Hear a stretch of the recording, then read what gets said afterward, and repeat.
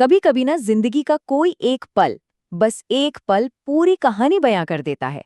एक ऐसा लम्हा जो ये दिखाता है कि कोई कहाँ से चला था और आज कहाँ पहुंच गया है। आज हम एक ऐसे ही यादगार पल की कहानी में उतरने वाले हैं। सुनने में तो ये किसी फिल्म का डायलॉग लगता है ना? लेकिन ये शब्द एक सच्ची कहानी का दरवाजा खोलते हैं। एक ऐसी कहानी जो हमें बताएगी कि सपनों में आखिर कितनी ताकत होती है।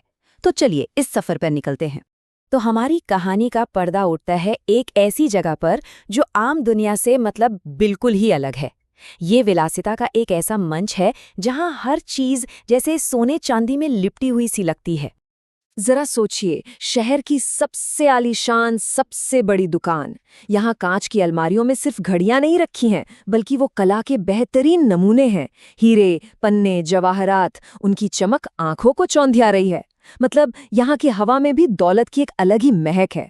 और इस पूरी चमक धमक की दुनिया का सबसे बड़ा नाम है जेकब एंड को।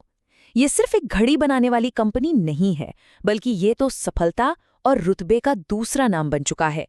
इनकी घड़ियां सिर्फ समय नहीं बताती, पहनने वाले का स्टेटस भी बताती हैं।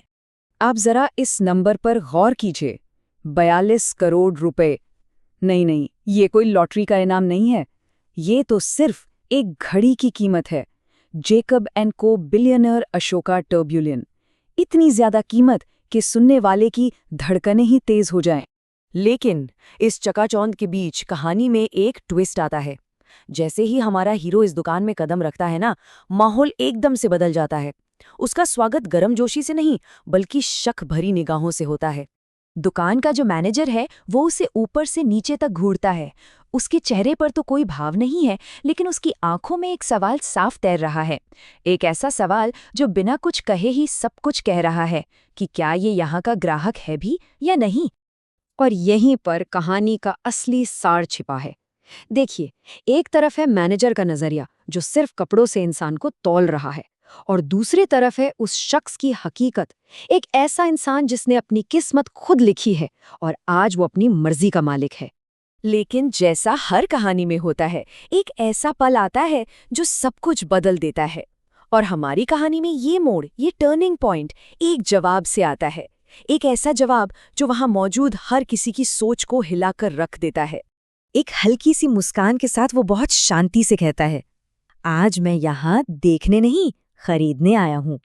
इन शब्दों में इतनी ताकत थी कि दुकान का माहौल एक पल में ही बदल गया।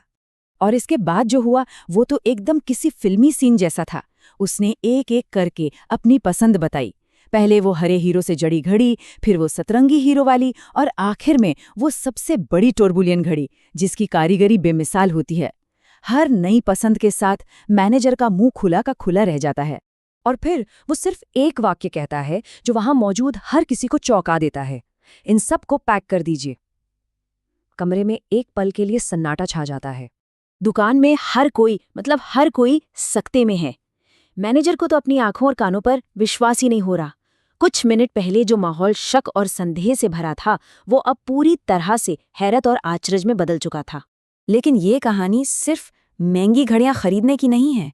नहीं, ये खरीदारी सिर्फ पैसों का दिखावा नहीं थी। इसका असली मतलब कहीं ज्यादा गहरा है, बहुत गहरा।